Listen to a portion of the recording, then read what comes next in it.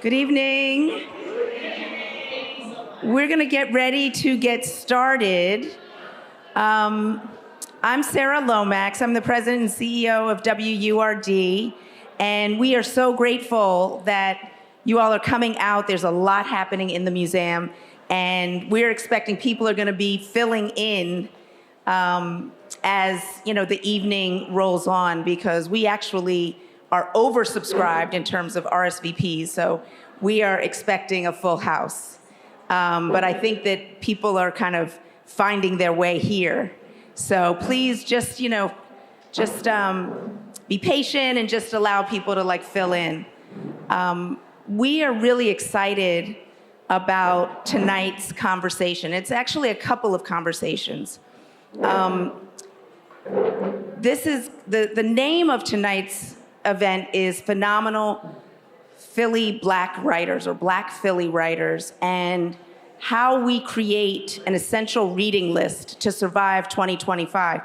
All of us have just had a very chaotic, like a roller coaster couple of weeks in terms of what is happening all around us at the federal level, and all of that stuff kind of creates a destabilization. But what we know is that our writers, our scholars, our poets, our activists, especially in the Black tradition, have always been those who have been speaking truth to power. And so we wanted to assemble for Black History Month a group of Black writers from Philadelphia who are really leading conversations that we need to be having right now. And so Sonia Sanchez, the amazing Sonia Sanchez, will be here a little bit later. And so we're going to start things off with our panel discussion. And then a little bit later, Jeannine Cook from Harriet's Bookshop and Ida's, she and I will be having a two-on-one conversation with Sonia Sanchez. Before I bring up the panel, I want to remind everyone that there's an amazing art exhibit happening here called The Time Is Always Now, Artists Reframe the Black Figure. And so if you haven't seen it, you really should. It leaves on Sunday. So there's, I don't know if you'll have time to go see it before, after this, but if you don't, come back tomorrow or come back Sunday. I really want to thank the Philadelphia Museum of Art for hosting us. They've been an amazing partner, and we're looking forward to cultivating even more collaborations with them. We want to thank our sponsors, because we can't do this kind of stuff without our sponsors: Comcast, Pico, Keystone First, Legacy Reclaimed, and StoryCorps. So a big thanks. Can we give them a round of applause? So what I know is this thing's going to be organic tonight. We're just all going to just everybody just shake yourself out. Just just shake it out, because, things are it's going to be like jazz. We're improvising. We're going to be improvising tonight. So our dear young sister, Sara Nicole, come on up. So I didn't know if she was coming. She's here. Yay. So she's going to, hello, my dear.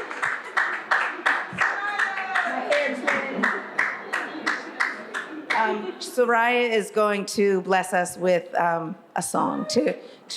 We do a thing called an arrival practice at WURD. Before all of our meetings, we do an arrival practice. And so this is our arrival practice with Sara Nicole.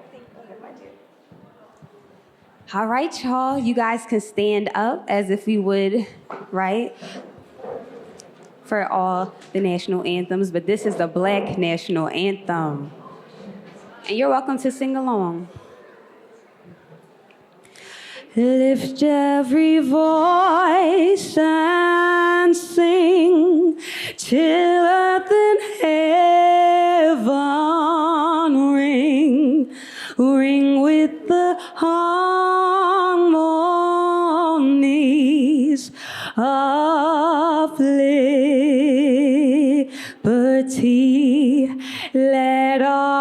joy, sing, rise high as the listening skies. Let it resound loud as the rolling seas.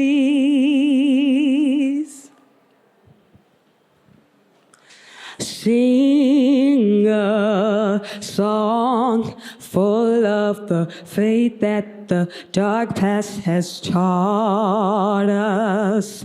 Sing a song full of the hope that the present has brought us. Facing the rising sun of our new day begun. Let us march on till victory is won.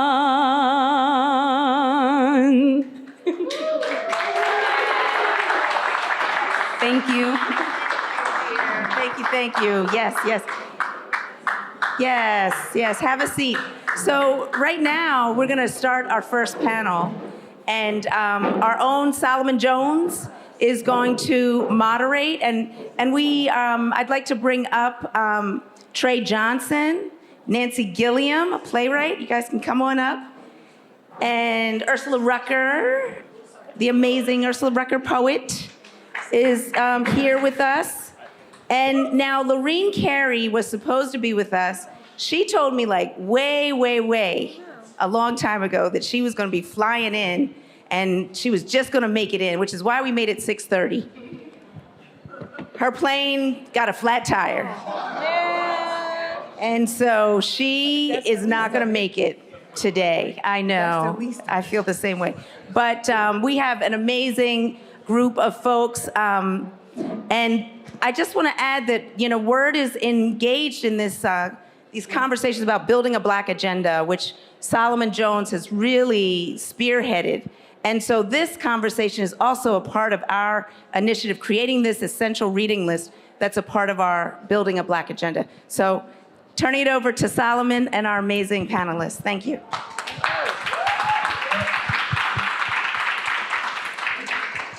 Mic check one. Good morning. This is Solomon Jones on 900 AM, 96.1 FM. And I'm delusional because it's not morning. It's evening. Good evening, everybody. How y'all doing? Man, this is so wonderful to be here with my fellow writers. I know you guys hear me on the radio, but really at my root and at my core and in my soul, the gift that I have been given is writing. And so I am so pleased to be here with my fellow writers to talk about the role of our art in Black movement and Black agenda in this moment when Blackness is really under attack. And so I want to introduce our panelists. Trey Johnson is a freelance writer and critic on race and culture whose work has appeared in Rolling Stone, Vanity Fair, as well as the New York Times, Vox, San Francisco Chronicle, the Washington Post, and several other outlets. His first book, the nonfiction work, Black Genius, Our Celebrations and Our Destructions, will be published by Dutton Books at Penguin Random House this summer of 2025. Welcome, my brother. Ursula Rucker is sitting next to me. She is a poet, recording artist, songwriter, activist, and revolutionary. My aunt mama. Ursula Rucker is a certified veteran of the global music and poetry scene, a skilled writer and dynamic performer. Her rich and textured voice is one of the world's great living instruments. Ursula Rucker, welcome. And Nancy Marie Gilliam is an award-winning author, performing artist, advocate, and educator. I'm dropping everything, sorry. And after graduating from NYC's Performing Arts High School, she earned her BFA from CW Post Center of Long Island University and her MFA from the University of Southern California. Nancy, welcome.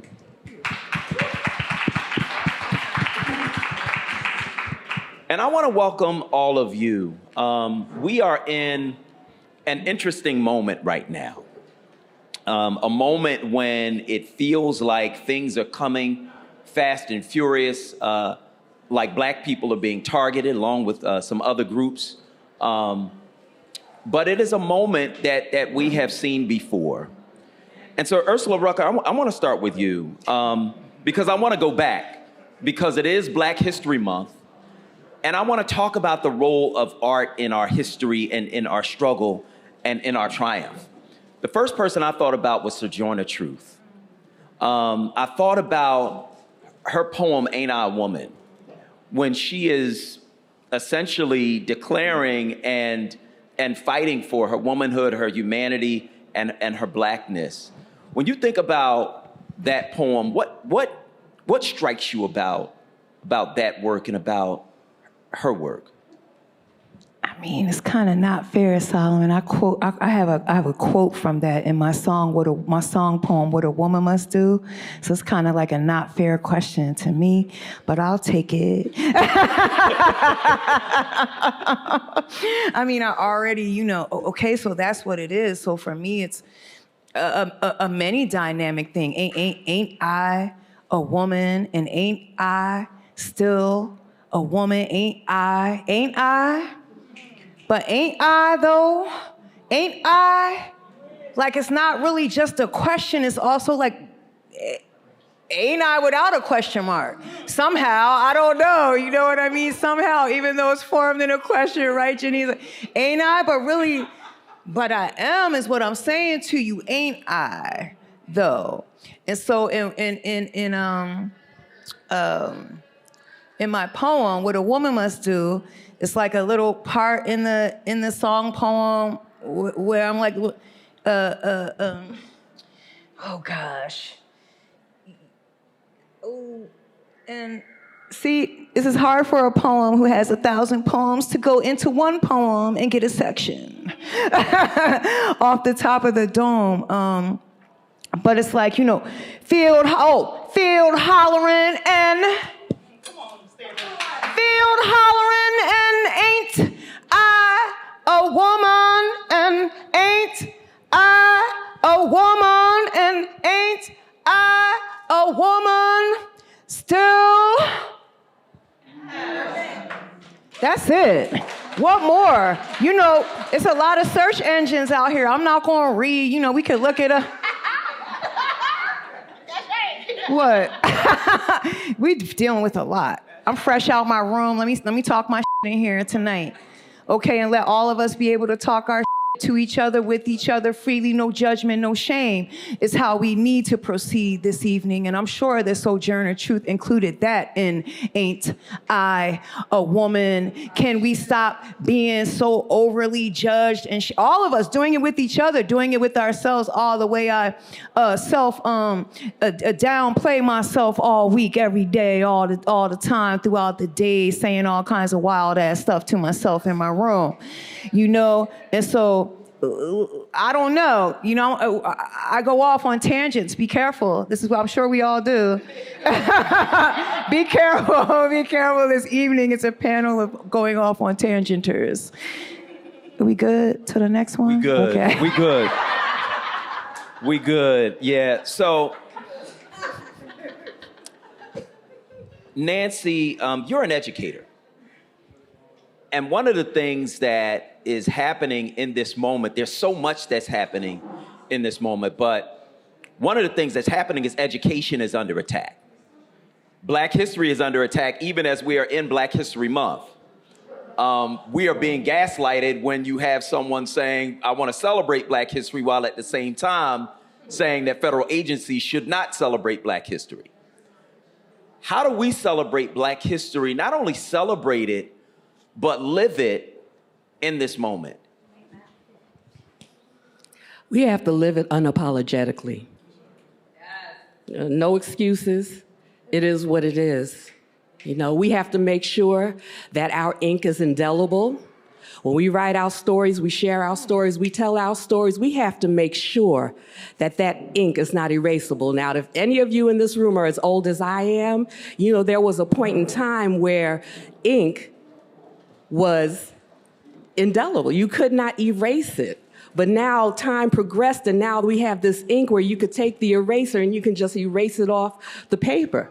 We have to make sure that our ink is indelible. We have to make sure that we stand 10 toes down and tell the stories that our youth need to hear so that they know that they are somebody. They can do anything that they put their mind to, and they don't have to listen to that outside noise. They have to listen to that voice within them saying, yes, you can, and yes, you will. So we have to make sure that we write our stories in indelible ink and we tell them without fear of retribution, without fear of backlash. We have to tell those stories. We have to be the ones. You know, nobody's coming to save us. We have to save ourselves. I know that's right. As a follow-up, though, on education, because education in many ways has helped some of us to climb. It has helped us to level the playing field. It has helped us to get into industries and things that we may not have been able to get into before. It has helped us to start our own stuff, which I think is key. When education is under attack and people are saying Black history is something other than what it is, right? That it's something evil, that it's something that should not be taught. How do we as educators, and I think all of us are, how do we educate ourselves in this moment? That's a good question. Well, there is a plethora of information available and different resources. So it's our responsibility to search the internet. You know, I'll go back to a personal experience that I've, recently had. It was during the pandemic, and of course, there was nothing that we could do but search the internet, eat and get fat, right? And that's what happened to me. So I'm on the internet all day, eating, getting fat, and I had ran across a story about a woman that I was acquainted with when I was a child. Her name was Una Mulzak, the owner of the Liberation Bookstore in Harlem. My sister lived above the bookstore and worked for Sister Una, and she actually took me to her bookstore when I was about maybe 8 or 9 years old. I got to hang out with her a couple of times. We went to Central Park together. Then my mom and I moved to California, and that connection was kind of broke. But when I came back to New York, anytime I went to Harlem, I would make sure I would go by, see Sister Una, see how she was doing. So fast forward to 2020, and I'm on Facebook, and I see this notice that she had passed away in 2012. Now, this was 2020.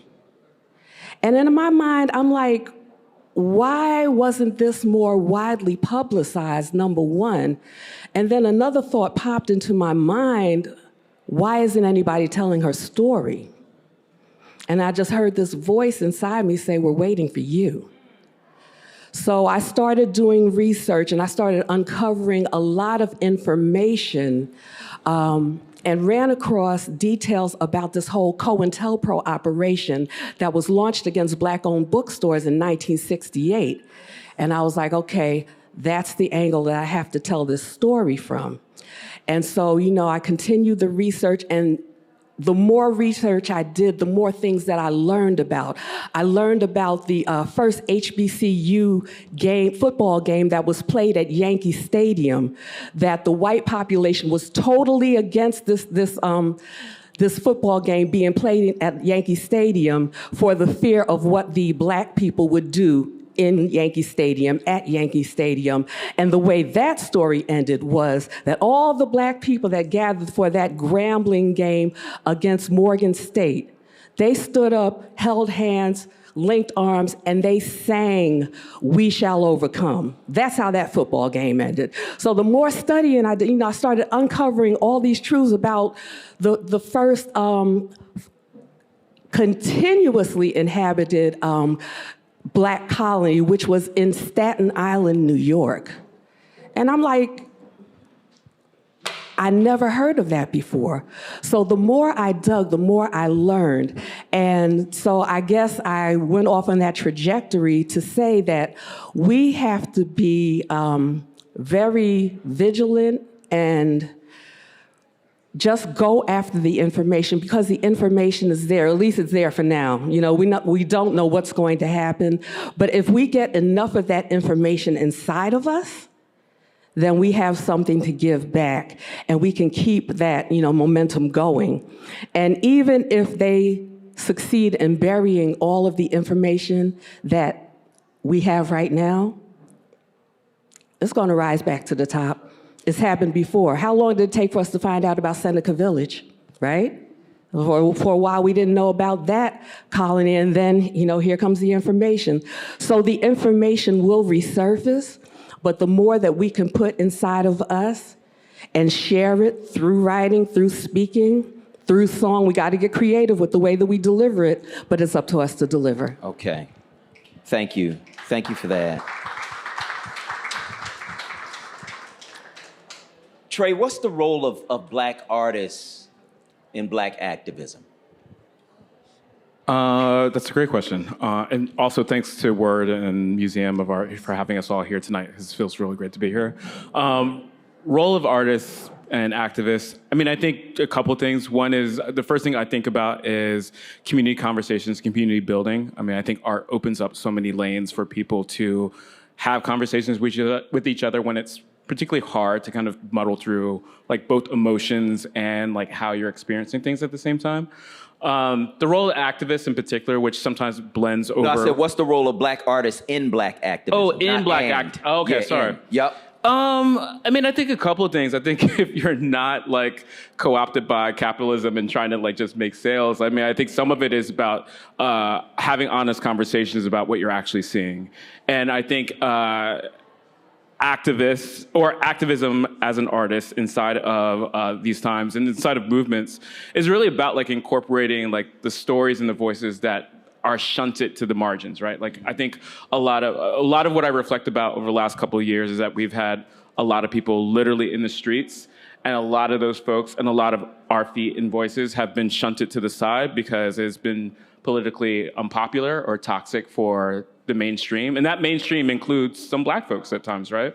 And so I think the role of honest artists is to incorporate the voice and perspective of activists, because activists, I often think, as somebody who writes about a lot of things and has activist friends, the asks that people are requesting are not radical. They are just radicalized against the mainstream because they are unpopular and uncomfortable for people. But when you listen to the that people are asking for, which is decency, dignity, access, opportunity, love, those are not radical things to be asking for, but they are treated as such. And I think an artist, and I think this is a struggle with the identity of many Black artists in different types of genres, is to be able to be humble enough to incorporate everybody's voices. I think a lot with my writing, the book that I've been working on and other writings that I do, I consider myself a vessel for other people's voices and experiences. This is not about me. This is about my opportunity to push forward using the platforms that I have to incorporate the perspectives of people around me that I listen to and experience every day. And that's even when there is tension about what I might feel and experience in contrast to people that I'm hearing from. But I think you want to be honest. I think you want to be nimble and honest and nuanced about, as an artist, and particularly as a Black artist, how you bring in other voices and other perspectives. Because it's never, I think for Black folks, it's never been just about the solo journey. I think those of us who are honest and connected to our community understand the power of the collective. And I think that's the power of an artist, is to bring the voice of the collective to the front. Okay, so Ursula, same question. What is the role of the Black artist in Black activism? Thank you. I wanted that one. I know you did. That's why You could tell. I I can tell. You was like, All right. Acting like a teenager over here. Thank you, Trey. Thank you both. And yes, thank you to WURD all the time. Thanks, y'all. Thanks for being here. Thanks for existing. Thanks for talking and let us come on and talk too. And tell us lots of things that we didn't know and give us a forum. A forum, a space, a place, a moment to share. And I think that's a segue into, hey, I don't really know how you phrased it, but I know it's Black artists in activism, you know, and it's such an organic, I don't even, when I call it activism now, it seems so not enough for me. Like it's so organic in everything for me. It's like something that took so long to be able to embrace when I didn't think that what I was doing when I first started doing open mics and then taking it and foraying into the world of music with the poems and writing poems, making house music, doing this. I didn't think that I wasn't looking. I know how I felt inside, but I didn't want to be as bold as to say I'm an activist. You know, and then mentors and mamas like Mama Sonia Sanchez encouraging and teaching and telling, hey, yeah, you know, conversations on the phone, things like this. No, it's okay, Ursula. You know, I think that, you know, what you're doing could be considered. You know, you get things active. You know, so if we're going to be logical. But in this time, maybe for a few years now, y'all, and I don't know, I'm a poet, and we're artists, and we're writers, and thinkers, and creators, and people in the room together that are going to go forth and judge and shame less and less, so we'll be able to do more and more things with each other and for each other, because mutual aid will be our favorite thing soon. And we won't, so when mutual aid is your favorite thing, that needs to be your Black art and your Black self and your Black activism and your Black love and anything you're doing. But a Black artist and active, I kind of have a thing with activism now. Like, you know, what are we doing now? What is it now? What is it now? You know what I'm saying? Like maybe we can all help each other as we move forward, because we're doing a lot more. Hello, Mama Sonia. Hello, Sonia Sanchez. Yes, take a moment. Please take a moment. We love you. Yeah, I just brought your name up. You came in. Yeah, what are we doing? Is it activism? Is it? How can we build it? How can we build this activism thing out? You know how everybody's talking about building out, build outs, whatever, all this type language. But I'm like, well, we're doing more than that now. What can we could come up with some new things. We can make stuff up. And it's real. I mean, make stuff up that's lasting, that's going to help us, that's going to be resonating words and energies and things like that. So I'm going to start, because look, Mama Sonia just came in. Y'all done heard me what I said before that. And then we all forgot whatever was going on. So, but yeah, you know, activism is, right now, activism has to include a lot of love and a lot of mutual aid. No judging, no shaming. Is that possible? A lot of love, a lot of mutual aid. No judging, no shaming. Are we able? It's no judging and no shaming on that. Because we all need help and work to get there, all right? We've been socialized in all kinds of things, but as the exhibit says, which is one of my favorite everyday sayings, now is the time. It's not a better one than right now. Okay? Okay. Yes, So, thank you. Thank you. I want to move on because we got about 10 minutes. And then we're going to ask some questions from the audience. So I want to talk about, because I'm very interested in the art and the role of art in movement. Makes me think about some stuff that's happened before. I love history and how it really speaks to us now. And so I want to talk about the Harlem Renaissance. And I want to talk about all of the artists and singers and writers and people who contributed to what was happening during the Harlem Renaissance, when you had just this brilliant work of Black people all coming together in one place and moving us forward. When you think about the Harlem Renaissance, Nancy, what strikes you about that, and how does it relate to now? The Harlem Renaissance was one of the most glorious times. I was actually blessed to do a podcast with the griot, and I got to play the role of Dorothy West, who was Rachel West's mother. And the story was called Harlem and Moscow, and it told the story of when Langston Hughes and a bunch of the Harlem Renaissance writers went over to Moscow to do this film, and the shenanigans that went on when they got over to Moscow. So it was a period of just great creativity. I think creativity is at the base of everything that we do. We're creative beings. And in those periods when we actually get a chance or opportunity to just unleash that creativity and let it flow to create new things, those are the most, important times in history, because it allows us to create something new. It allows us to take us from that point of nothingness to build a new foundation upon which we can stand and do the things that we need to do. So to me, that's what the Harlem Renaissance was about.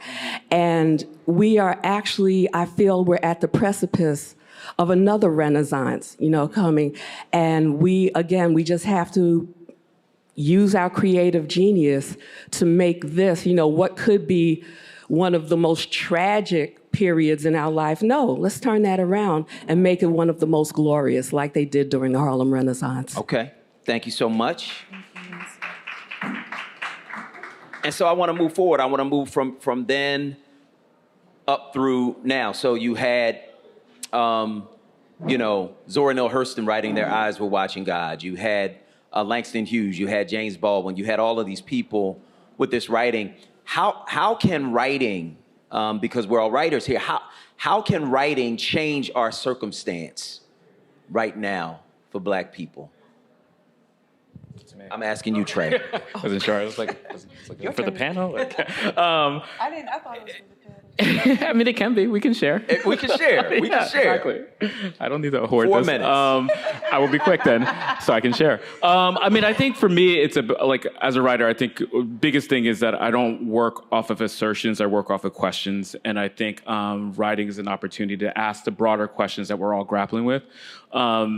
In terms of advancing things or changing things, some of it really is. I mean, I know this might sound maybe woo-woo or conversational, but I think writing is about provoking conversations that people aren't willing to have with each other. And I think whether it's books, essays, whatever, I think they can be the provocative spaces that help provoke thought.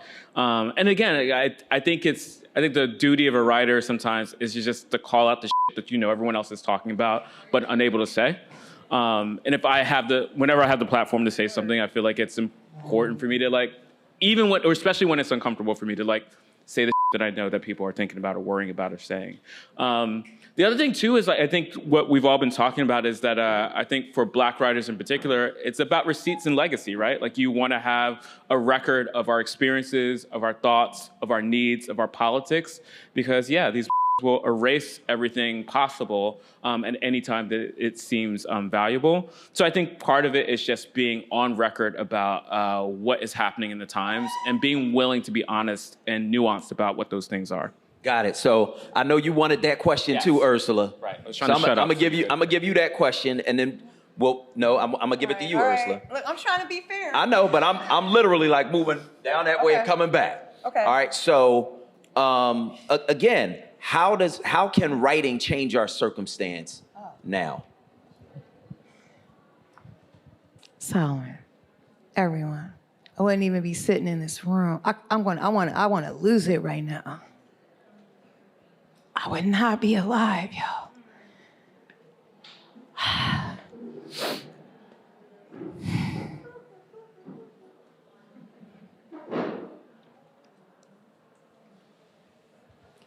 Yeah,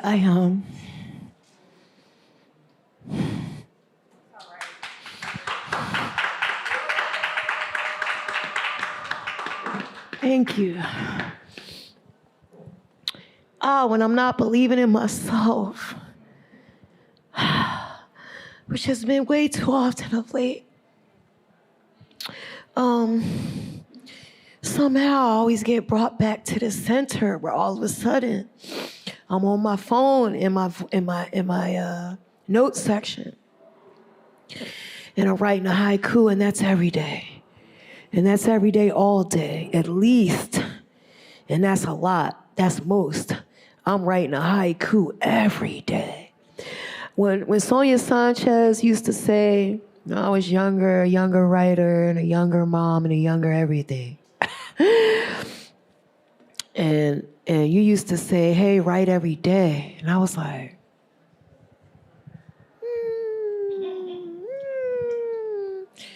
oh, wow, I write every day, y'all.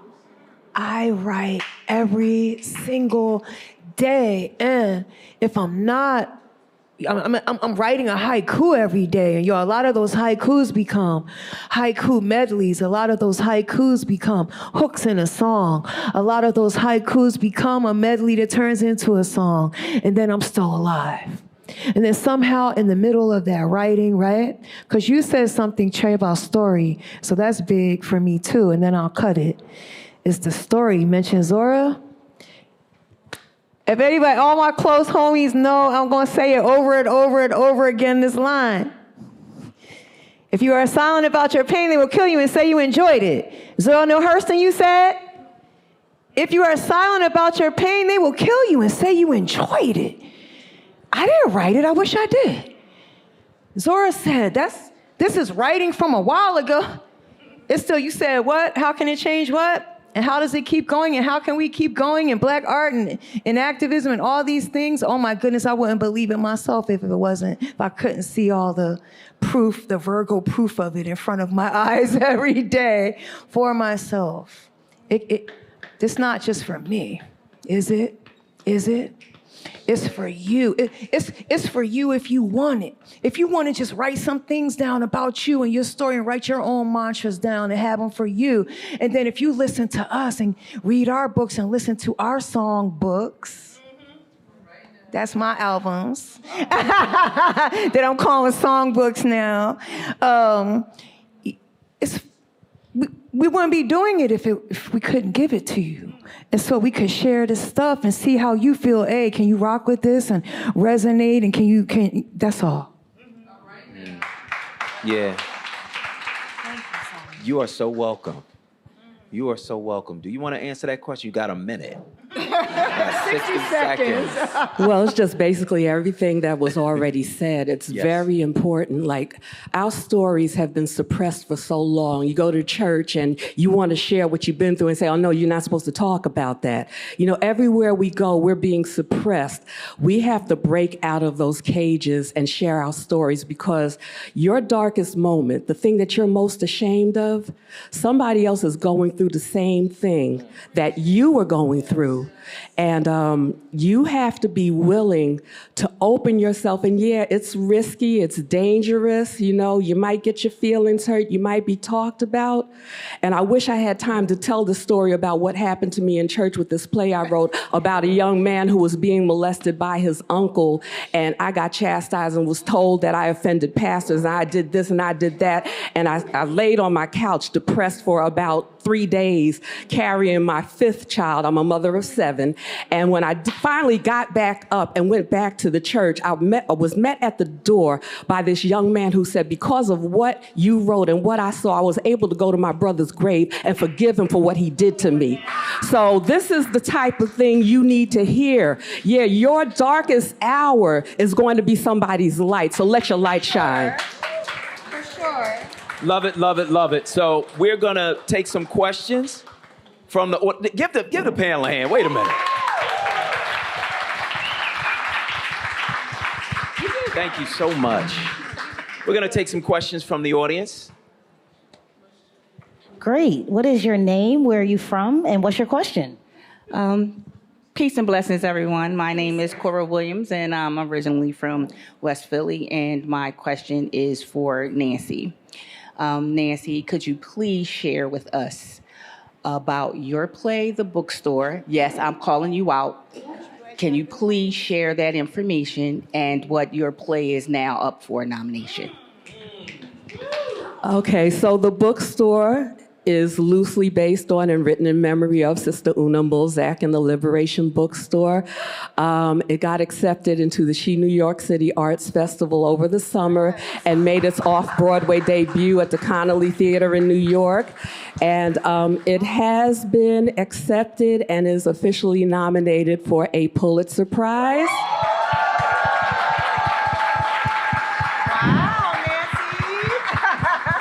So the finalists and the winner will be announced in May, and it's all for Sister Una. I'm telling you, her story had to be told, and I'm just glad that I was the vessel that was chosen to tell it.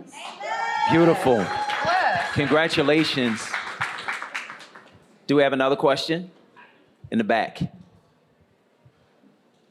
Hello, sir. Your name, where you're from, and your question. Good evening. My name is Richard E. Ashby Jr. I'm the co-founder of the Pennsylvania Black Librarians Caucus. I am the first elected Black librarian of the Pennsylvania Library Association. I'm the president-elect 2026. Wow. And my question is more like a statement. You are not represented in our libraries.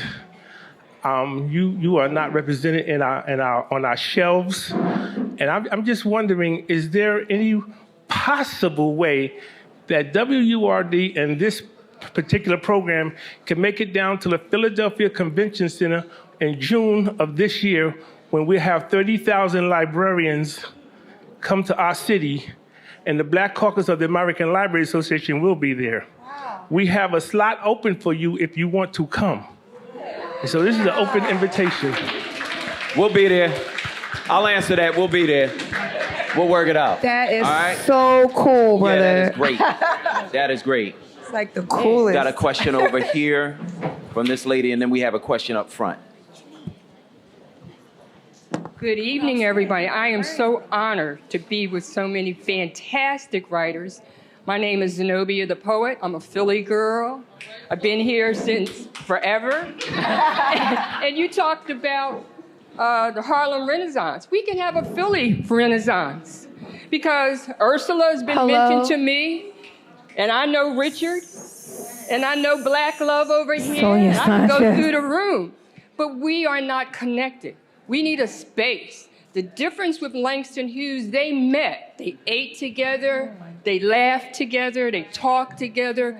But when I'm out, they were like, yeah, well, you know Ursula? You know, I don't know her. I should know her. Mm-hmm. That phenomenal woman. I should know you. Yes, I know this lady. I love her to death. You've seen her taking pictures. Yes. We're all part of Drexel's writers group.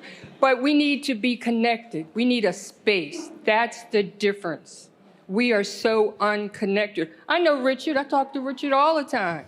But we could be phenomenal and do great things. I know this lady, she reads the kids. So if you need, So your question is, can we get a space? Yes, that's your question? Yes, okay. yes. Thank you for your question. Can we get a space? I think I'm looking at Jeannine. Thank you.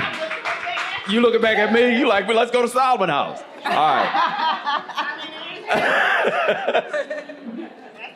That's the space. Harriet's Bookshop. Okay, go ahead, David. Name, city. My name is David. I'm from South Philly.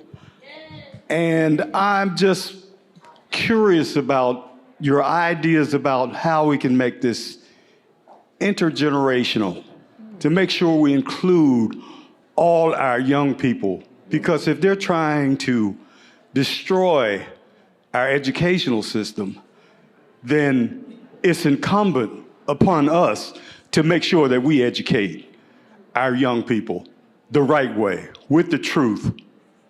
So how do we do that, in your opinion? I just want to say one quick thing, David. Thank you. As I look around this room, David, it's intergenerational than a mug in here.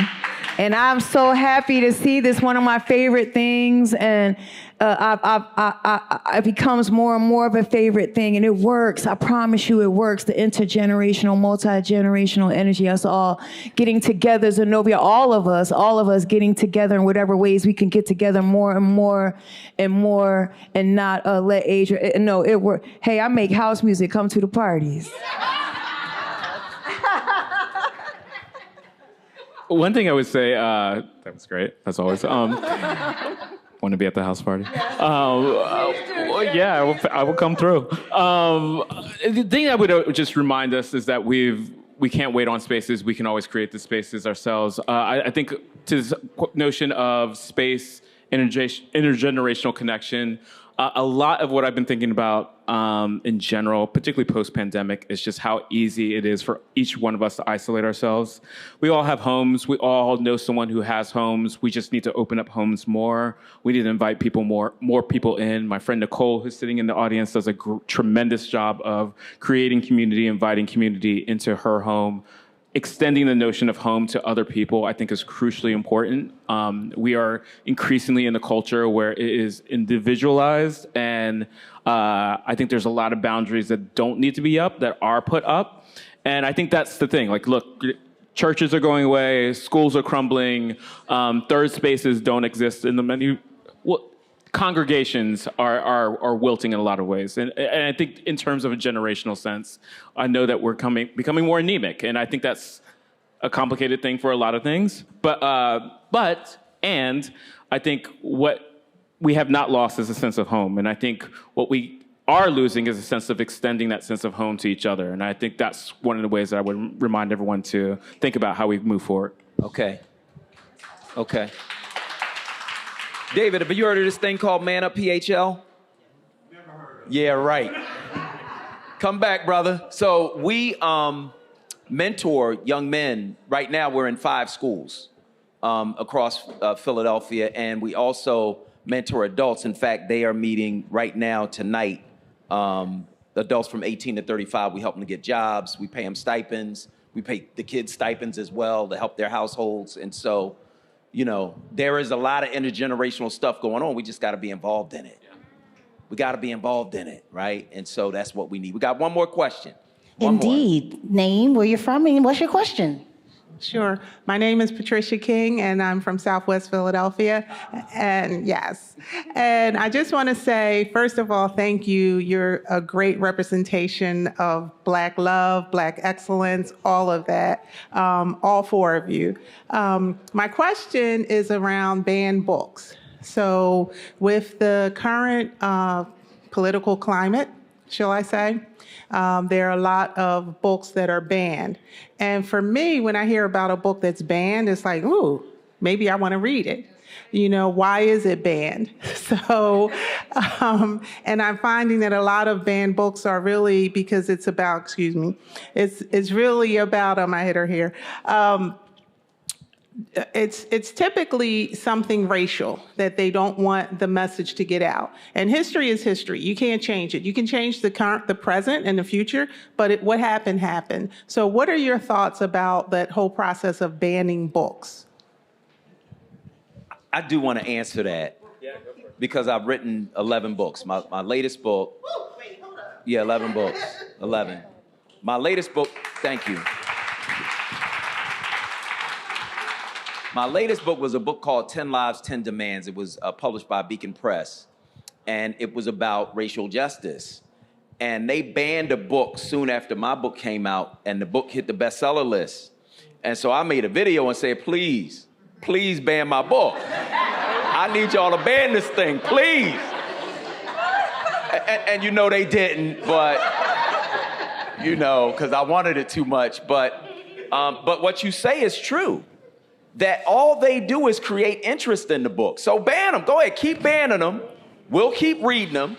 And I feel like we need to be teaching those books everywhere. In Florida, they're doing it in churches. They have a whole network of Black churches that teach Black history because the governor banned what he called critical race theory, which really was Black history. He was lying, calling it something that it wasn't. But, you know, ban them. Because I feel like we can teach them ourselves. I would just say yes and, yes, great for attention. And there is a real critical threat around this, right? Like, I think one of the things that I used to work in Camden School District. I used to oversee school board meetings. And look, there's some real about people showing up and putting pressure on people who, left in isolation, a lot of leaders think the only thing to do is to respond to the times. Yeah. but you always have the opportunity to respond to the people. And when people show up at school board meetings, when you show up at schools, when you press the about what is going on, like, yes, there is a sexiness around the label of a banned book, but these are taking school books out of our schools that our kids regardless of race need to be reading. And so I also just want us to just remember that, like, there are opportunities and spaces for us to show up and press back on these demands, because I also think too, like, having been a leader, leading things, the hardest thing to do is to make decisions when you feel like you're by yourself. It is easier to make hard decisions when you know you have a collective behind you. And, like, we are that collective that needs to show up in spaces. I do not want to lean on the culture and the conversations around banned books, because that is a red herring. Like, they have always detoured. You talked about the movement to squash and squelch black bookstores in the past. Like, this is nothing new. What is also not new is our ability to show up and support each other and to make sure our kids get the education that they need. Love it, love it, love it. You want to say something, Ursula, before we... I don't know. I just want to say my stuff is always banned. Let's go. I don't know how to answer, talk about this. It's been It's been 30 years of me making band stuff out here. What is it? You don't play my stuff on the things and whatnot. Come to the party, Chet. Let's just I don't know. Let's go to the houses and get in the rooms and and be in the things and write things together and get well together and be able to talk out loud about how we're not well, how much we're not well, and when we're not well without anybody looking at us side-eye. Hey, you not well? Oh, you don't have no money this week?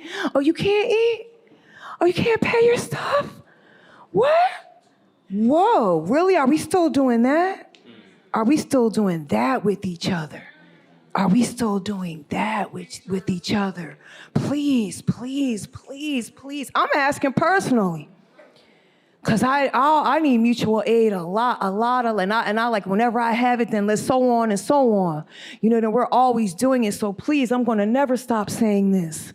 Please, can we, be about helping each other more? Like, really? Honestly. Thank you. Thank you. I want to thank our panel, Ursula Rucker, Nancy Gilliam, Trey Johnson. I'm your moderator, Solomon Jones.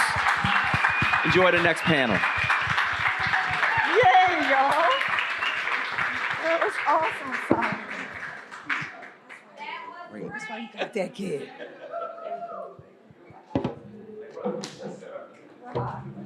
All right. Can you guys hear me? Let's give another big round of applause. I hope y'all aren't leaving. Okay. So we're switching things out for our special guest, Mama Sonia Sanchez, who is gonna,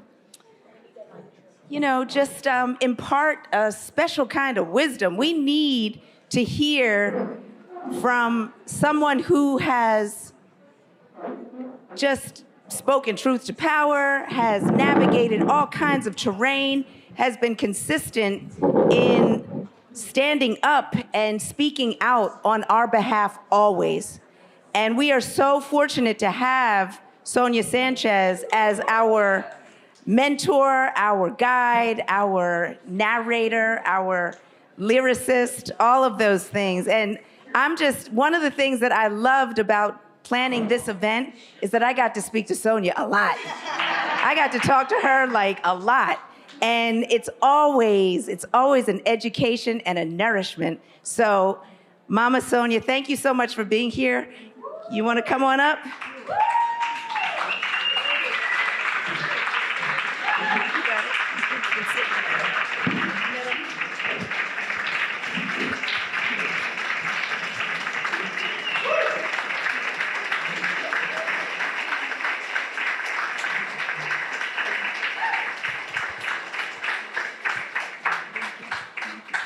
And I want to bring up Jeannine Cook, who is always innovating, always pushing the boundaries of creativity.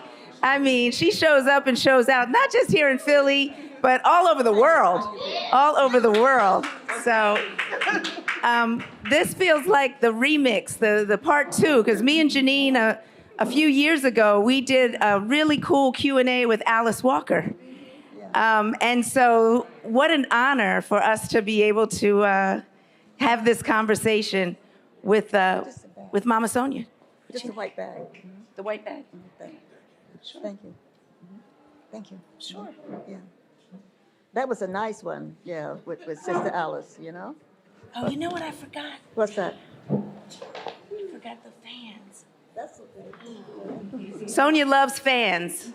And I just went to Cuba and I bought her a couple of fans that she could pick from, but I forgot them. I meant to bring them. Anyway, I'll get them to you. You can knock on my door.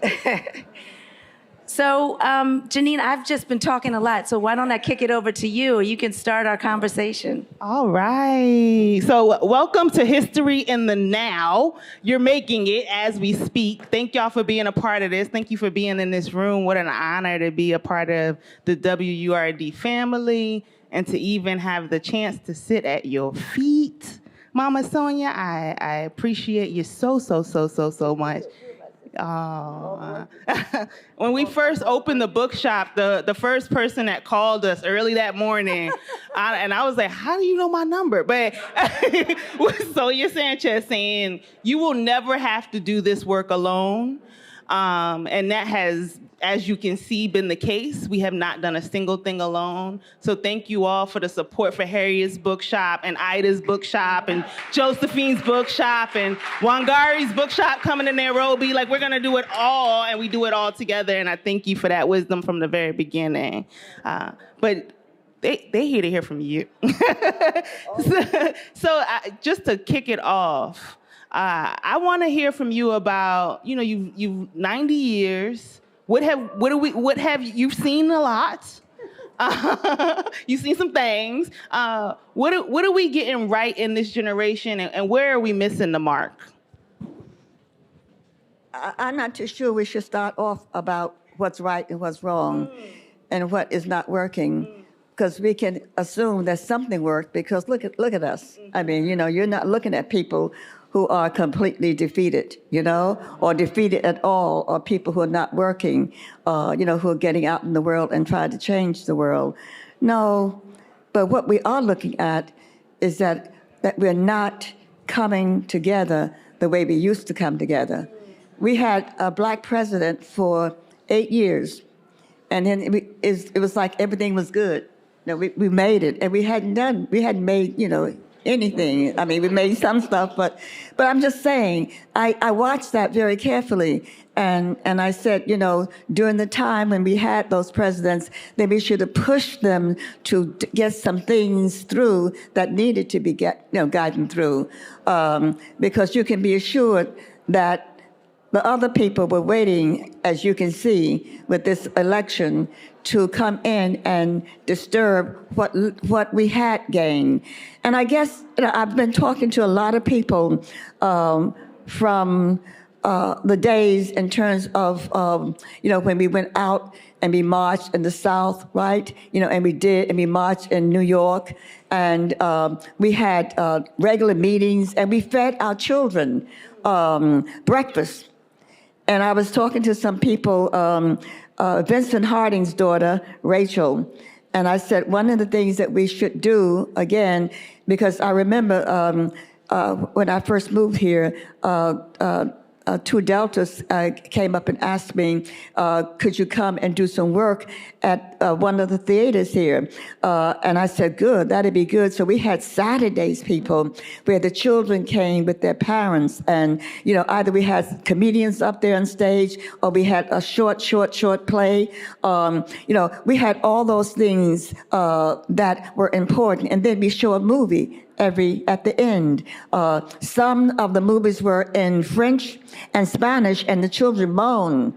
But after about 10 or 15 minutes, they didn't moan anymore because they got accustomed to the language. Just think of that sometimes, how you can push them and how you can push ourselves also too at the same time. So what I'm saying now at this particular point, that we're in deep trouble in a place called America, right? And you can say that's not true, but I can say as a person talking to a lot of people from the old days, from the time when we were picketing, the time that we were persons that America would not hire. I guess you know that they fired me every place I went. And the terrible thing about that is you had children. And it's hard to pick children up after teaching a year, people. It's hard to go into town and people will kind of walk on the other side of the street because, we had the reputation of being rough, coming in, disturbing things. But those schools also had the reputation of saying that those Black Latinos coming in were not really good students, and the school was just opening up for them to come in and to give them something. That was an amazing time. Your children were attacked on that level in these very fancy schools, very expensive schools. It didn't always come out in the papers, but it came out on campus. And the students came into your office, sat down and cried. They sat down and said, I want to go home. I said, this is going to be your home for 4 years. We got in here, you're going to get out 4 years later. We're going to make sure you get out 4 years later, because I don't know when we, as African people, have backed away from work, have backed away from our children, have backed away from knowing that there are some things we had to do in order for something to happen for us. And so therefore, the joy was watching them move on campuses and take over campuses at the same time. The joy was going into the classroom when something went wrong, and the students had I don't want to say sense, but they had the ability to come knock on your door at night sometimes, right? And say simply that they were having trouble. One of the things that happened at Amherst when I was there the first year is that it was a place where a lot of the young men, it was all male at that time, would go out and get drunk, right? And the police would bring them home nicely and deposit them. But all of a sudden, the black men, the young black men decided they could do that. And I kept saying, you can't do that. You don't know where you is. I know I teach English, but you don't know where you is, right? And you should be a little careful about this. It's all prof, everything's okay, And there was always a knock on the door at 3 o'clock in the morning, where there they were, he went and got them out.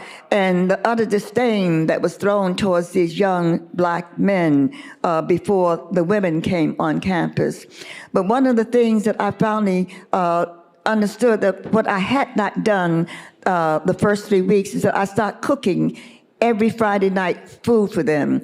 The word went around on campus, you know that she's a vegetarian, she eats funny food, whatever. Will we be able to eat it, right? And so I gave them fish instead of the other stuff that we had. But the thing is that we were able then to have other classes there in my house in a place called Amherst, Massachusetts. And we were able to listen to what was going on. And we were also then able to move where we wanted to go. After that year at a place called Amherst, we had something called 5 College, Black Studies. Isn't that something? 5 College, whatever. So every college you went to, you got, some black teachers along the way. You got somebody who was up there who was going to help you. And it was that kind of movement that was important.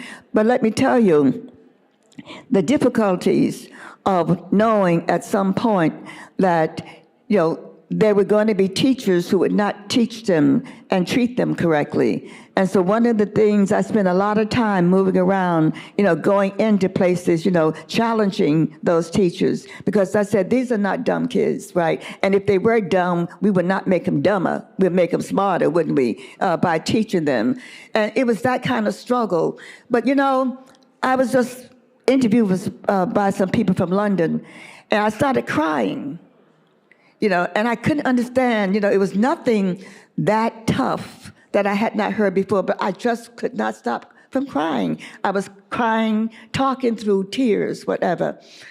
And finally, I said at some point that night, I said, one of the things I know is that I hope we have trained enough people who are now in their 40s and 50s and 60s to know that we are going to have a hard time in the next 10 years in a place called America, and before that, you had an easier time, many of you young students who came out, because we had prepared the way for you to come into those colleges, right? And you came in, you took the courses, you showed the people that you could take the courses, that you knew what was going on in the world, and you moved accordingly. But at the back of our minds, with some of the other people we were dealing with, we're saying, that's not going to last forever. You know why? It ain't in the Constitution what we need. If it ain't in the Constitution, it ain't going to last, people, it'd be like, 20 years later, someone would say, oh, you mean they got that for Negroes and for Latinos also too? And boom, the Supreme Court is not the Supreme Court anymore, if you truly understand what I'm saying. They're supreme in doing what the Republicans want, but they're not supreme in really dealing and passing out justice for all of us. And we need the justice, do we not? But above all, I don't know if some of you remembered that one of the places here in Philadelphia, when I first moved here, the Deltas, a very important organization in America with the AKAs and also the Zeta. Oh yeah, got them all. There's a hard-working sister, you have make no mistake about it.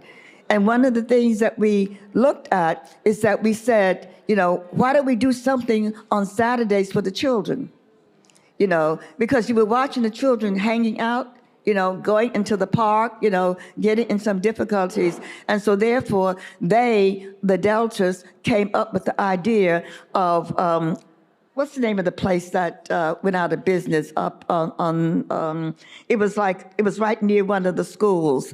And they the place we talked about at Penn? Right. The International House. The International House. That's where we went to. But I was talking to the brother who was fixing my roof there in my house, and he said to me, Ms. Sanchez, do you ever do any work like you used to do with children on Saturdays? I mean, Saturdays, you gave them something to eat early in the morning. It was like, light, right? And then you went to classes. Isn't that amazing? We had students, grad students and people coming in teaching, mathematics, and they were doing it in a creative way. Because it's possible to learn mathematics in a creative way and not, I'm sorry. No. I just wanted to ask you a question because you are imparting so much wisdom. Mm-hmm. I'm curious, in this moment, because you have organized, you have done all of this activism. What are the key things that we need to be doing right now? Because we have this incredible group, intergenerational, as Ursula was saying, who are in their 20s, 30s, 40s, 50s, 60s. What are some of the things that worked during, the height of your activism that we can impart and replicate right now? You know what it was? We saw the problem. I can't tell you if students can identify the problems. You should watch the students. I watch them. I walk in the morning, and I watch them. They think that everything's okay. You should listen to the students, You should even go into bars sometimes and just say, I don't drink, right? But you should listen to conversations like, I told them blah, blah, blah, blah, blah, and whatever, And you listen and you make notes at this point. So there are people, Vincent Hardin's daughter, and some other people, we've begun to talk now about meeting.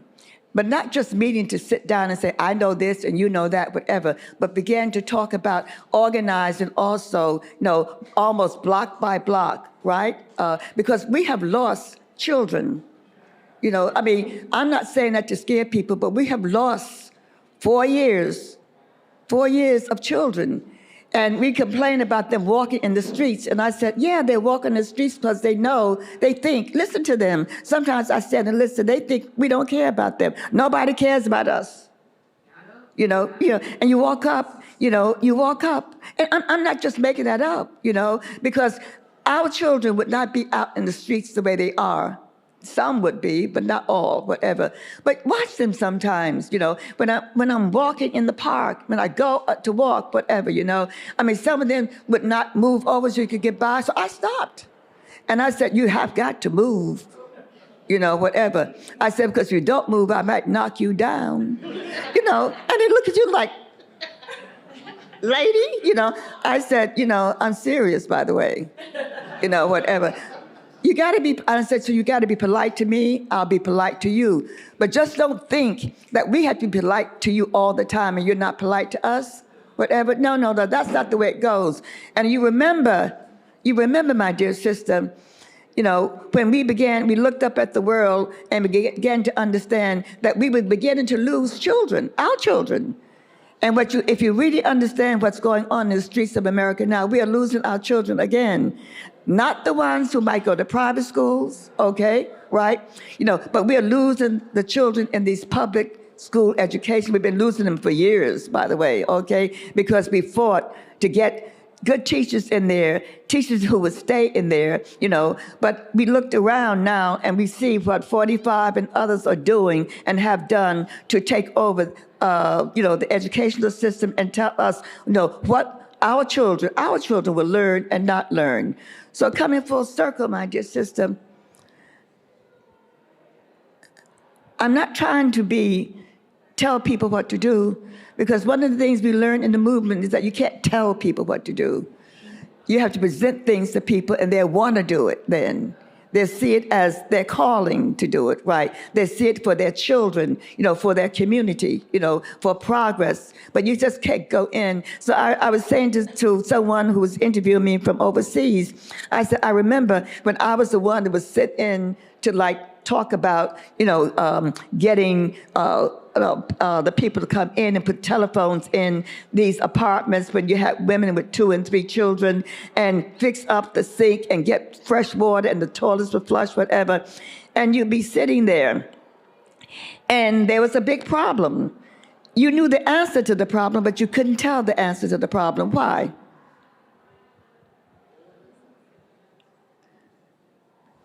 Because if we had told them what to do, they would have resented it, and they would never have thought it out, period. You got to hear that. I mean, this is part of the stuff you do, you organize. And so I came in like everybody else and sat. And I was sat there and listen and listen and listen and listen and listen, whatever. And then someone said something, and I kind of raised my hand and said, that's a good idea, whatever. This is organizing, people. You can't go in and say, I'm here, I know what needs to be done, I'm going to tell you what needs to be done, we're going to change everything, whatever, and you're going to have people looking at you, walking out on you, whatever, at that particular point. But you and I know, some of you who have been organizers, when you organize your blocks, right? You've organized, at some particular point that you have to wait until part of the idea is thrown out and you can pick it up again to run with it and talk about what needs to be done.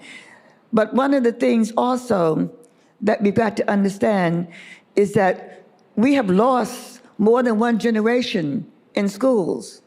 And that's going to hit us as African Americans, as Latinos, whatever, et cetera. We've lost them. They're not in school. They're not learning, whatever. So one of the things we were talking about in terms of Saturdays is not only what we did in San Francisco, but having little classes also at the same time. And then also at the end, feeding lunch and then also having a movie for them. Some amazing movies made by people from overseas about children. And how they are functioning, what is wrong. Children see themselves, whatever, and they will come out, And it helped a great deal because, I had twins, and the movie they wanted to see on Saturday was like some bang boom. I forget what it's called now, but action stuff, whatever, And I would say, yeah, okay, good. You can have one a month, but the rest were foreign things, were things that people made in the South about children, about learning, whatever. That's what we got to do. And I'm telling you that it takes work. And we're not just saying to people now, which will be a call within the next, 3 months, when some people come back into the country. There will be a call to mothers and sons and daughters, and people who are out there in the world, that we need your Saturdays. We might need a whole day. We need you to teach a class, whatever you want to, whatever. Because I have had a child look at me when I'm walking, doing my walk, talk about, I say, please excuse me, my brother. Yeah, my brother, huh? Y'all don't care about us. And you want to fall down on the earth and cry. You say, what did we do all those years to produce this? America produced it. America said, look at them. They're talking about educating these kids. They talk about they're smart. They talk about going to med school. Ain't that something? And then all of a sudden they began their campaign about our children, But we were so happy. And I'm not being negative about having had a black president. But anytime we get any president in, right? The second month we began planning on what we're going to do for the 2-year election. Because there's always something made up for us not to get to and to get. And I'm serious about that. In 2 years, we have another election. So what are we going to do? We're going to wait until the week before, and then have them put on television like, don't vote for Negroes or blacks because, whatever. But that's what they did this time around. And you actually had people walking in the park saying, oh, no, I ain't going to vote. We had young people we taught, talking about, Sister Sanchez, I don't want to vote because ain't nobody to vote for. I said, but we got a Democratic. Well, he ain't no good. I said, well, tell me something new. But also tell me, are we dealing with the lesser of evils here? Are we going to let happen what we know would happen with something called the Republican Party? If you're reading this stuff, and you should be reading this stuff and understanding that we are living in the most dangerous time in a place called America and the world. And what is happening here, if you travel, it's happening overseas. This fascism is moving so very fast, whatever. And so you can say, so I got a good job for now. Well, can I ask another question? But this is much more dangerous than that. So, yeah. Sure, please do. Stop. This is probably going to be our last question. All right, so... is it too late? That's okay. We have to get out of here by 8, though. Oh, but okay. But tell them we're going to do a sit-in. I'm about to say, you're not about to say. This is part one. This is part one. See if you can get us out of here. No, but so my question is... In fact, I brought my blanket outside. Going to have a sit-in. They didn't know that's what tonight was really about. But my question, because this is an event for writers, about writers, thinking about writers, how many people in this room consider themselves to be a writer? Raise your hand. How many people? Thank you. You can put your hands in. All right, good. Okay, so my question for the writers, especially in the room, is how to sustain, right? You have 20 books, 21 books, something like this, and been doing it for a long time. How does a writer really sustain themselves and make sure that we're here for... I was in Nairobi and they taught me a word, poye. They said, Jeannine, you need to learn how to pace yourself. Pace yourself, right? You don't got to get it all done tomorrow. So how do we support writers with going the long hauls, not just tomorrow? Right. Well, America is so wise. There are people who have been writers in this country, and they saw a lot of the writers become, in quotes, important. And so America made their own writers. You should watch. You should really observe. You should go and listen to people and hear what they're saying, whatever. And then you should question them. What do you mean there are no problems in America? And then name the problems in America, for people to see. I mean, what do you mean, that we all live well? No, we don't all live well. I didn't live well in New York City when I started talking too much and had to move out of some of my apartments that I lived in. Go tell me about it. We're not talking about simple stuff now. We're talking about survival, people. We're talking about also making sure that our children see, our children. We need to get up every morning and say, our children, what can I do for them? What one thing can I teach them today that they will survive, that they will live, that they will want to read, that they will want to go for a walk, exercise, instead of hanging out, whatever. And then what do you do when you're walking down the sidewalk, walking over to the field, and there are 5 young men walking towards you, and they haven't moved? And I'm walking, like doo doo doo doo doo, And I stop and say, "How you doing, my brothers? How you doing, my brothers? Hey, what you doing for yourself today? Going downtown to a movie?" I said, "You know where I'm going? I'm going to the park. Why don't some of y'all walk me halfway to the park?" Then they start asking questions. They ask you questions, people. Yes, they do. Why do you think whatever? And you give them honest answers, whatever. It reminds me so much that at a place called Temple, they used to have shows on Friday. And it went over one night. And so this brother said, they asked the brother to bring us all, what I always call uptown, and people in Philadelphia say there's no uptown or downtown, but, and I still say it, whatever. I said, "Well, we're going downtown, right?" They said, "There is no downtown, Miss Sanchez." I said, "Gotcha." But there we were. And, you started to talk to the brothers, and you say, "Well, what's wrong? What's wrong?" I would go over and hug a tree. They said, "You hug trees." I said, "These trees have life. These trees have life. They give you life. You think you're not feeling well? Go hug a tree. Some of these trees that you can identify, people, whatever, and you'll feel so much better when you leave. This isn't ooga booga stuff I'm talking, people. I'm talking scientific stuff, whatever, That's why those trees are there quite often, facing us, asking us to come and hug, and you say to that tree, "You've been here longer than I've been here, and I hope we can keep you. You will be kept much longer for a couple more 100 years, okay? Also, I hope that can really happen in this place called America." But in answer to your question, coming full circle, my sister,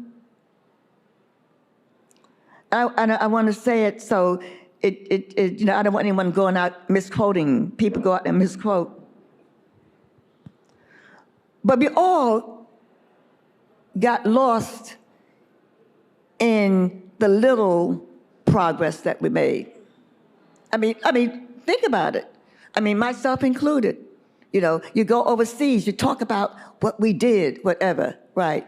But for us, as people of color, right? For children of color, that we cannot stop. The moment we get something is then the next meeting is that what comes next. You see, and that's what a lot of the people in the South talked about a great deal, whatever. What comes next? We've had 8 years of praising the idea that we had a black president. Walk on that. But we could not, some years later, have a black woman president. Walk on that, people, okay, and think about it. And then also go out walking in the morning, whatever, and a brother will stop you all against the wall and say, why would she want to be running? Why isn't a brother running? I said, I'm not, I'm in a party, whatever. I don't know. What do you think? Whatever. Well, I don't know. It's just these women taking over everything. I said, aha. I said, okay, I can give you some stats if you come to my house, and I can tell you about the amount of people who do work, whatever, et cetera. And they kind of look at you. They want to fight. And I said, but I tell you what, that I can put down my cane, I can put down my book. I was going to sit under a tree and read this morning, right? And I do karate, so we could do a little fighting if you want to, whatever. Or you can back up and walk me to a place where we can talk, whatever. And then, or you can tell. And then I said, but I want to start with telling a joke, whatever. I said, my dad was a great storyteller, and he talked about the first black man who flew a plane. The plane left a place called New York City. But they said to him, this black pilot, keep your door closed, John, because we don't want the people to see you when they get on. So John kept the door closed, but a flight attendant came in and left the door open. So the rest of the people coming in saw this black pilot and went beep, beep, beep, beep, beep, beep, beep, beep. And so the flight attendants came at that time, stewardess came and said, can I help you? Is that a Negro sitting in the front of the plane? She said, just a minute, let me go. And she opens the door, it finally was closed, and John, we told you, you can't be seen, Right, okay? You must not be seen. So therefore, he said, don't worry, Janie, I'm going to get on the intercom, and I'm going to get on the intercom and just talk to them. And he said, good morning, ladies and gentlemen. My name is Thomas Jones. I am your pilot for our flight to California today. But before we begin, let me tell you just a little bit about myself. I'm a graduate of Harvard University. I'm a graduate of Yale University. I'm a graduate of Cornell University. I'm a graduate of, he went on with 5 more, whatever. And he said, and then when I finished that, I went overseas, and I went to do grad work in the English schools, right? And he said, so if you just would settle down and calm down, I will see if I can get this big MF off the ground.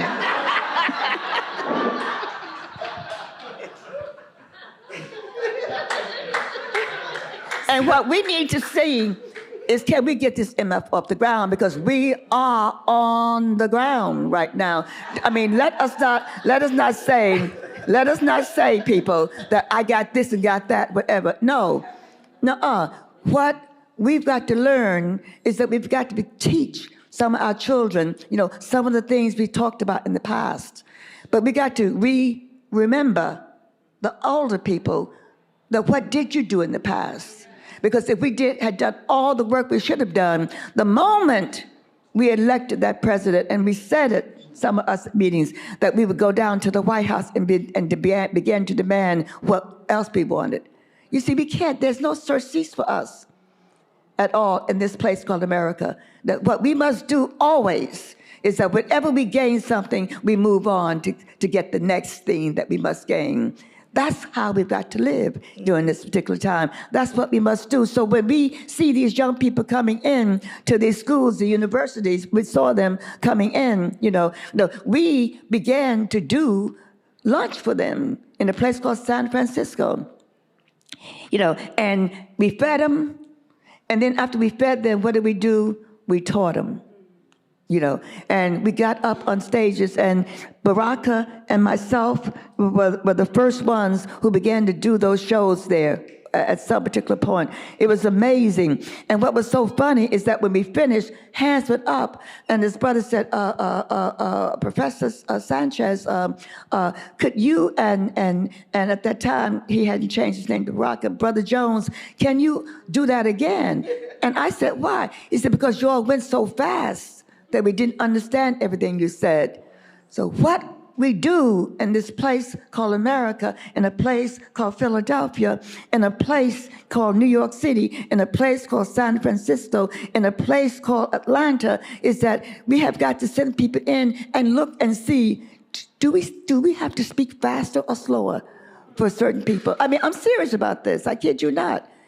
And we, Barack and myself at that time, told the whole thing over again, very much aware of doing it slowly, whatever. Because when you travel, people spoke differently, But they moved differently. They were always asking me, why are you always rushing on campus, going from class to class? I said, I'm not rushing. I said, yes, you are. I said, maybe you're going slower, whatever. No, we're not. And my sister, the next time we come in this place, bring your pillows. We're going to take over this place and stay the night. Y'all heard it. That's a mandate. So we do. This has been a teach-in for sure, but we do have to wrap up. But so one of the themes for tonight is creating the essential reading list to survive 2025. Yeah, I brought some books to show. Tell us, let's see your books. What are your books? That's not it. It might be in here. Did you all know Vincent Harding? Anyone here remember Brother Vincent Harding? That's unbelievable, I mean, it's unbelievable because that time has passed now.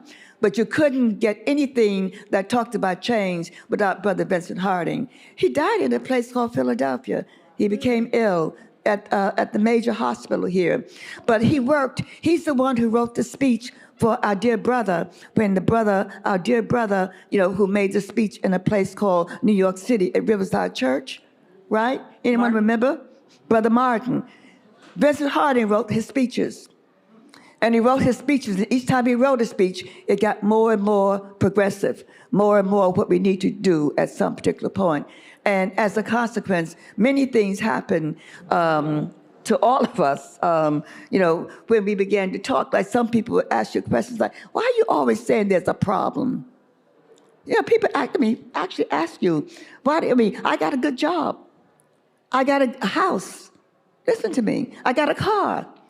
I go to nightclubs, right? I tell jokes, I go to the movies. I go see plays up in New York City. I go to the Caribbean in the summertime. Isn't that something? Or in the wintertime. Didn't matter which one, whatever. So why are you always talking about this catastrophe? I say, have you looked at yourself? Because you look in the mirror, and America looks at us at the same time, there's going to be a catastrophe on their part. Because what we did in 40 short years, you have no idea. We have it all in books, how things were changed in a place called America. But some of us kept saying, it's got to be in the bloody Constitution. Because if it's a law, what happens? The Supreme Court. What did the Supreme Court do? You know what the Supreme Court did, whatever. So I don't care what job we got, how cool we look, how nicely we dance, whatever, how we can talk about people the way we do. No, you really can't talk about people anymore. You really can't. If you remember nothing else, I say stop it. Just stop it. Just stop it. If the person is doing something wrong, right, call up assistance and say, let's go visit her. Let's go, None of us is perfect, people. Okay, never have been, never will be. We're human beings, okay, whatever. But the point is, we cannot have this gossip. Do you know the FBI put out many years ago when we were doing some research with Brother Vincent? And what they say why our movement failed? The thing that ruined it? Guess. Gossip. People would gossip and say, I ain't going to go to that thing no more. You know what she did? Or what he did. How you doing, my dear sister? It's always so good seeing you, right? I didn't want to interrupt you when you were up here, okay? Every time I look at her and see her, I remember a young student in a class many years ago, right, who just sat there and looked at me, whatever, as so many did. Just looked. They're trying to figure out, how can I get out of this class, right, whatever. But that's the point. When that comes to you, that means you belong there. Because that's what I did. When I went south, I said, oh, Lord, what have I gotten myself into, whatever, because you could see death. Oh, yes, you could. You could see people hating us. And when we walked by the rivers down there, you could see people standing with guns, whatever. That happened. That happened in your parents' time, probably, whatever, And that's why some of you have good jobs. You all look so beautiful, So much information you have. It's unbelievable what you have, But the point is now, with this information, how are we losing our children? And we're losing, I'll come back to it again, we are losing our children because we did not make certain things happen so we were sure they were going to be protected and alive always and not going out in the streets of America killing each other. Whatever, and that's what they do. But you can't hate someone. Oh, I hate these kids. I said, I love them. How can you love them, Sister Sanchez? They're killing. I said, yeah, that does happen. That do be happening sometimes, whatever I said. But they ain't killing everybody. And they ain't killing all of us, whatever. And if we grab their arms, come on, grab their arms and hug them, whatever, and have the brothers with us, they would not be reaching in for something to hurt somebody. I'm not kidding about this. If you remember no bloody word I say, no bloody poem I was going to recite that I wrote for this group tonight, remember that we go no place without our children. We would go no place, and they will never remember. But remember about a year ago when time stopped overseas, and here we were losing time, whatever. Well, I don't want to lose time, people. I don't even want to gain time. I just want to stay on time at this point. No, we need to stay on time. And staying on time is simply this. Stop gossiping. Come on, remember nothing. Stop gossiping. When someone calls, girl, did you see what she had on? And I said, yes, I did. Yeah, you know, what you think? I said, I thought she looked nice. Whatever, like, I wish I could wear something like that. You know what I mean? I can't do it, whatever. But the other thing is that the gossip that kills.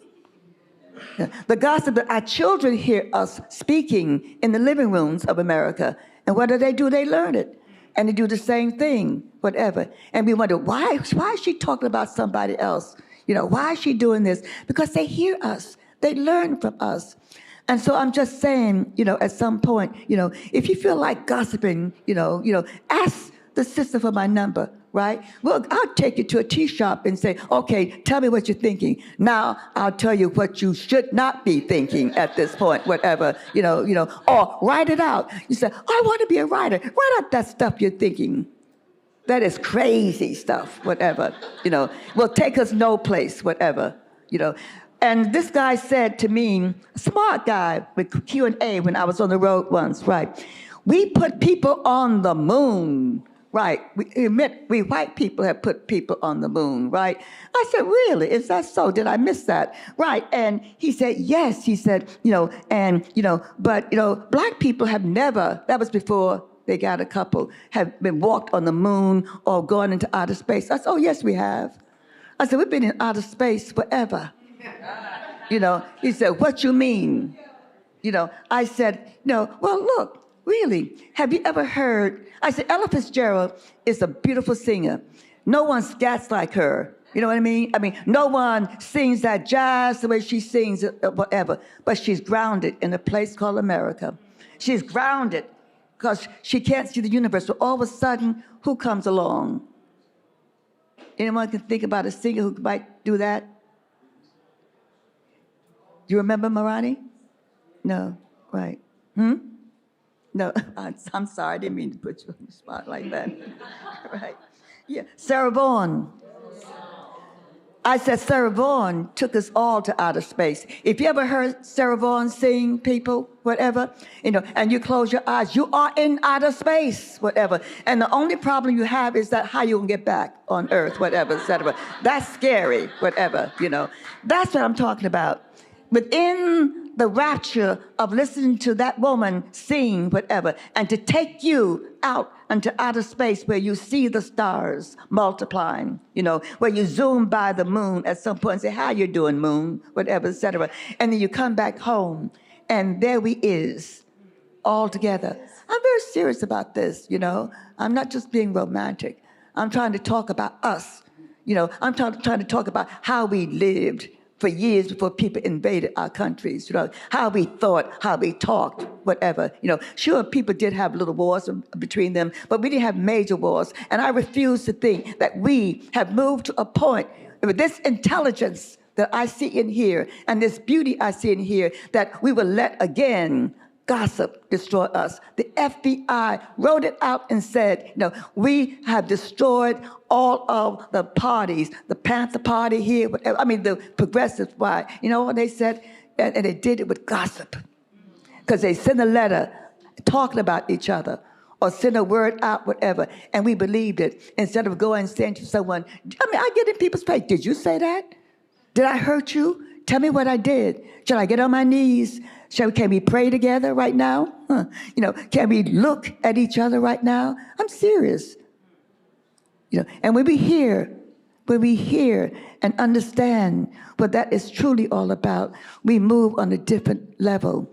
So what we want to do, hopefully, and I'm not saying this for our dear sister, but one of the things that we're trying to do right now is that we are trying to, not talk about each other when we're talking, but look and say, what are we going to do with our children on Saturdays? That's all. Just on Saturdays. That's all we're asking. Who will volunteer to teach?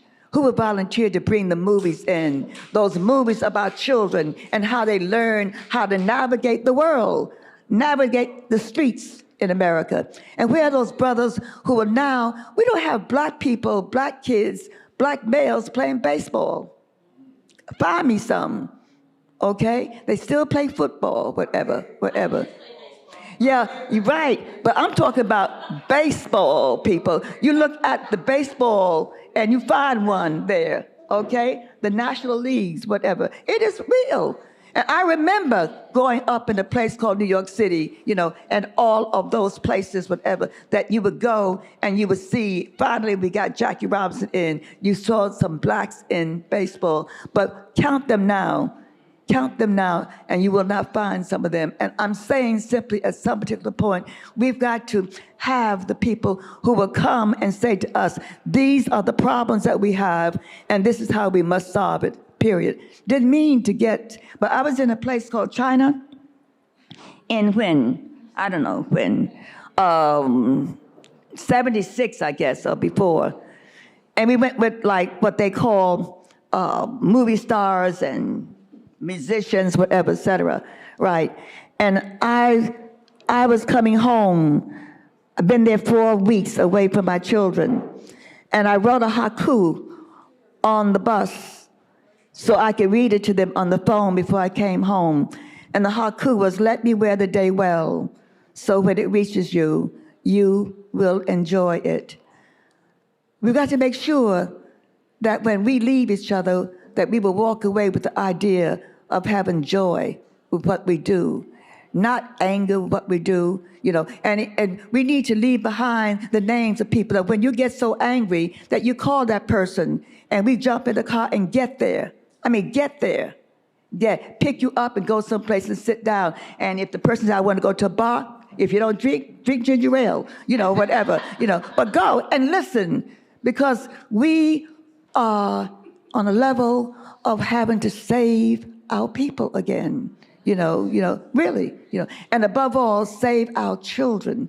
And without our children growing up, and living, that we are wasted.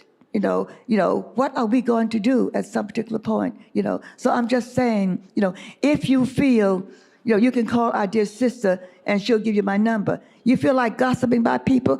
I said, okay, let's get somebody. Now tell me every bad thing you know about her. And I'll tell you every bad thing I know. It's finished. That's the gossip. Now tell me all the good stuff about that person, whatever. Because there's always good in somebody, someplace, whatever. Okay. But above all, move the conversation someplace else.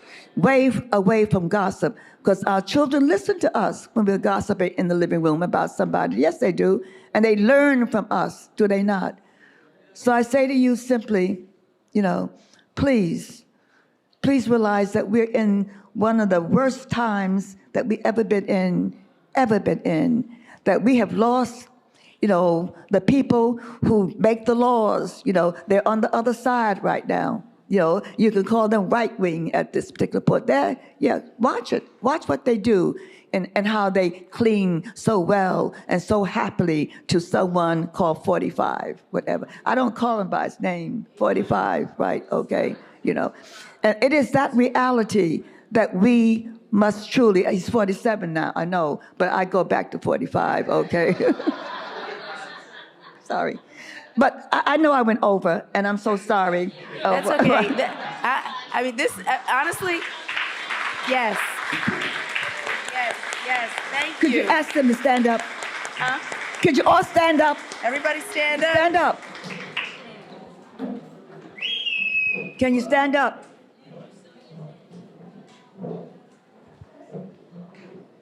Can we say, finally looking at each other, that we will survive and mean it? Survive. Can we really say that we will stay alive? Can you say that we will love our children and any other child who needs to be loved? Huh? Can you say that wherever? But above all, will you wake up every morning, not greeting the day with a curse, but with a smile? Not a curse, but a smile, whatever. Yes. You got to hear that, like, don't get up and say, oh, blah, blah, blah. No. Get up, look in the mirror, You might look like, are there children in here? Right. You might look like hell, you know what I mean? Whatever. But the point is that, make that mirror give another reflection to you.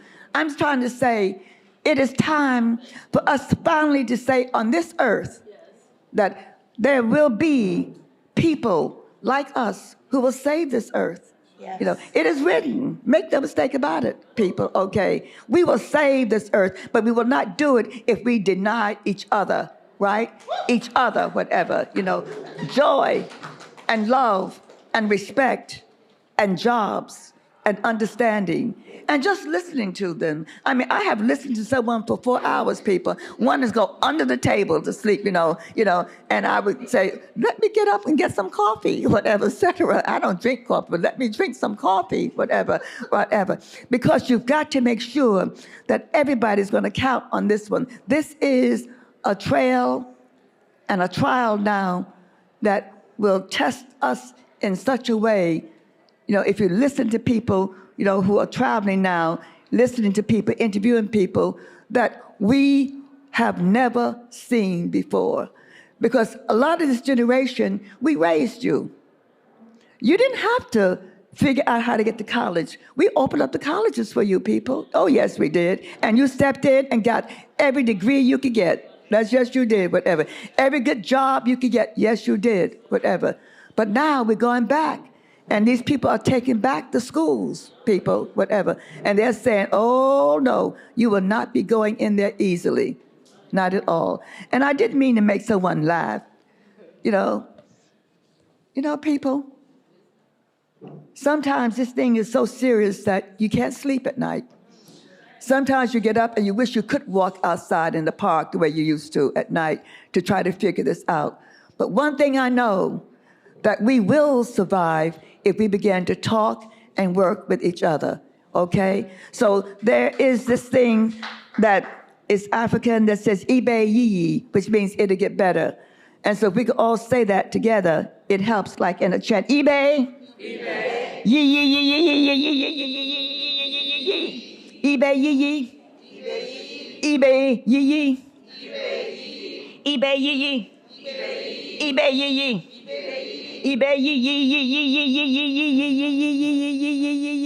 It'll get better, it'll get better, it'll get better. Because we will make it better in our time, in this time. Hey, people. Oh. Thank you, my sister. I knew I was Wow. Okay, before people leave, wait, don't go. So grateful, so much gratitude for you coming and sharing with us. I'm coming next week with my She's coming next week. But I just wanted, Harriet's Bookshop gave us these lovely journals. I think we are all inspired to write. So please use these journals to write. Inside your journal, you have this little bookmark, and you'll see a QR code. And so this essential reading list to survive 2025. We got the recommendations from all of our panelists and from Sonia. And so when you scan this QR code, you're going to find this list of books that we should be reading to survive 2025 and beyond. So please avail yourself of that. Thank you all so much for coming. Thanks to all of our panelists. Thank you to Mama Sonia. Thank you to Jeannine Cook. Thank you to Sara Nicole. I am fed. I am nourished. Have a wonderful evening, and go Birds.